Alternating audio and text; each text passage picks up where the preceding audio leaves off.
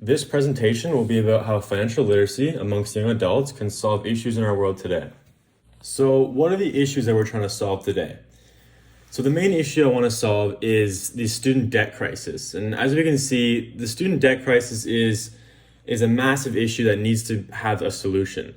And this has been going on for the last 15 years now, ever since the 2007 recession. Students have been collectively going more and more in debt, and tuition rates have been raising and raising and raising, especially in the United States of America. So we have this massive issue of student debt, and just in the United States, it's $1.5 trillion debt. And with this comes other effects that also are crises to our young generation. And this includes mental health issues, which is a very serious effect. And we have some stats regarding some high student debt borrowers who experience depression and anxiety because of this. And so, what can we do about this? How can we solve this issue? So, students right now need to become more financially literate and aware in order to avoid this crisis. And if students are to take more advantage of the situations around them regarding finances, they'll be able to avoid the debt and the mental health issues that come with it.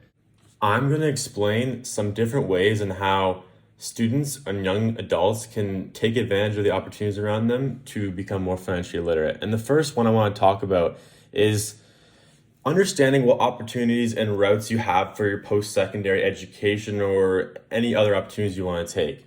And so a lot of students right now have this mindset that they have to go to university or they have to go to college, maybe in the United States. And this mindset is fundamentally flawed because it's one of the leading causes in why we have this massive debt. Because students are going to these schools with very, very high tuition rates, and they're not really even doing something that they really want to do. They're just doing it because they think it's the right thing to do. And they end up actually not getting any jobs because they don't actually like what they're doing. And they're doing maybe a degree that it's very hard to get into the job industry with.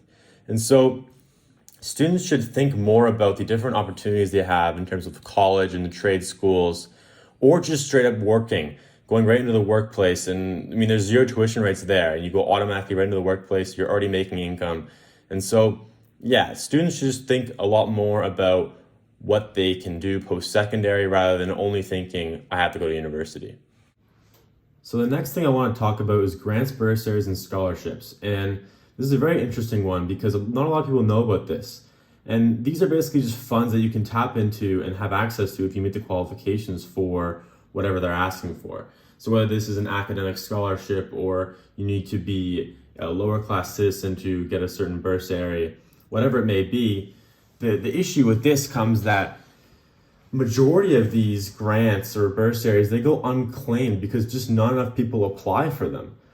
And this is another reason why it just shows that our young generation isn't using the resources that are around them, and they're not financially literate and aware enough to realize that they could be tapping into these resources and using them towards getting out of their financial debt. So the next thing I want to talk about is to start investing at the youngest age possible. And in Ontario, that's 18 years old. And not only do I say it because it's a very good habit to build when you're young, to start putting money aside in savings and then put it into investments, but also your money compounds when it's in an investment. So what that means is that the longer that it's been invested for, the more money it's going to make for you. So it's the smartest to put your money in when you're really young, when you're 18, and watch that kind of build up, a smaller amount of money build up to a large amount of money as you get older. And so this can happen really when you turn 18 in Ontario. You can open a tax-free savings account where basically you can have tax-free capital gains on the account. And so you can make money and you don't have to pay taxes on how much you make if you were to sell your whatever stocks or investments you own. And that's why I think that investing at a young age is very, very important, and it will help to avoid being in student debt and avoid those mental health issues that come with it. And the next thing I want to talk about is budgeting. And so to understand where your money is going is a very, very valuable thing. And not a lot of people actually do know where their money is going. And so proper budgeting is very, very important to be financially literate and aware. And it's very important to save money and avoid being in student debt. And you can make a budget through very, very simple ways. Maybe you can use an Excel sheet or simply just a piece of paper and just recording your income and your expenses. So how much money you're spending, how much money you're making. And then the final thing I wanted to add here would be to simply just work a job. Working a job is a great way to have more capital, more money in your bank account, and to be able to avoid going into debt. And because your employers can also do this thing called employer tuition reimbursement, where they can help pay for your tuition. And so, what is the conclusion here? What have we gathered? And I think what we've gathered is that the overall solution to these issues is that young people should take more advantage of the opportunities around them and the situations in order to become more financially literate and aware.